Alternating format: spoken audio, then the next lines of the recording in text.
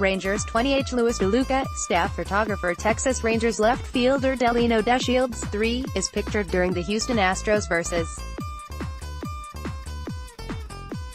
the Texas Rangers Major League Baseball game at Globe Life Park in Arlington on Thursday, March 29, 2018.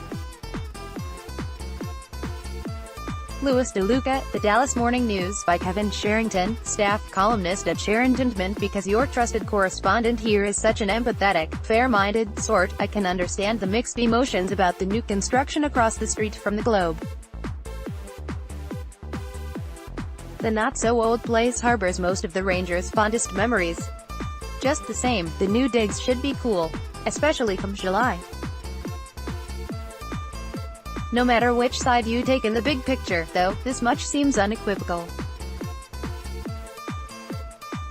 If there's so much as a possibility of fake grass over gods, they might as well stop hammering. In case you missed it, Rangers officials invited a couple dozen fans to a little get-together recently to view the construction and take questions. As our Evan Grant noted, an inquiry about real or fake grass didn't come up right away. Makes you think it was a bunch of ringers. Eventually, though, an intrepid soul got to the point. Rob Matwick, executive vice president of project development as well as an all-around swell guy, told the crowd they were considering both options. The only reason we are studying turf, Matwick added, is that there have been some real advancements in it, some real advancements in artificial intelligence, too, but I'm not ready to date any. Forgive the proselytizing, but God's grass remains superior to man's plastic in just about every way imaginable. If the great umpire wanted us to play baseball on turf, he'd have made us less sensitive to carpet burns and the smell of rubber. We call our baseball parks cathedrals because the bucolic setting girds us for the fire and brimstone often on display, particularly this season. Grass versus turf. Why Rangers are still considering both options for their new stadium? Let me ask, does your church or synagogue smell like Firestone? Thank you. When we first heard about the possibility of fake grass in the new park, the explanation was that it might be the only recourse.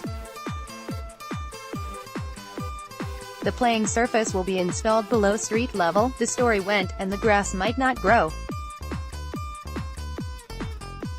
Meaning, I suppose, that the sun's rays, like my driver, might come up short. Of course, it's possible I misunderstood the science, which wouldn't be the first time. Everyone knows that it's hard to grow grass indoors.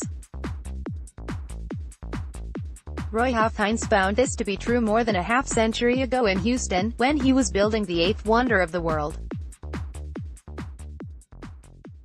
The grass died after they whitewashed the Astrodome's glass ceiling. Painting dead grass green proved problematic.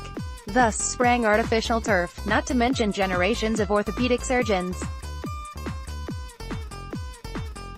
In this state, anyway, Houston forever seems on the cutting edge of stadium technology, which is why we find Minute Maid Park on its third yard.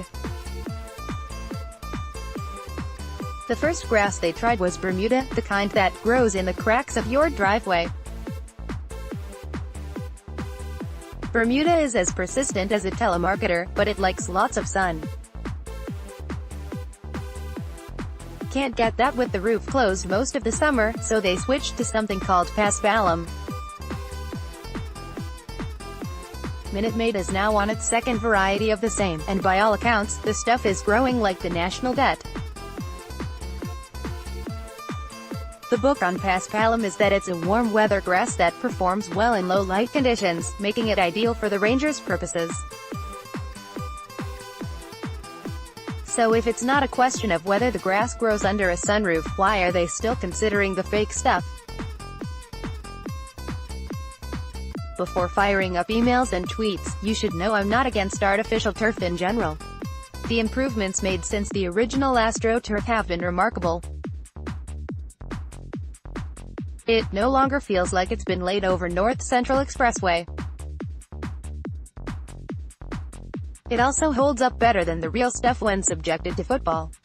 but you only play football once a week. Baseball is every day. Turf exacts a heavy toll on a daily regimen. Speaking of which, if part of the motivation for the new stadium is to attract free agents, you should know baseball players hate it. They hate just standing on it, much less playing on it.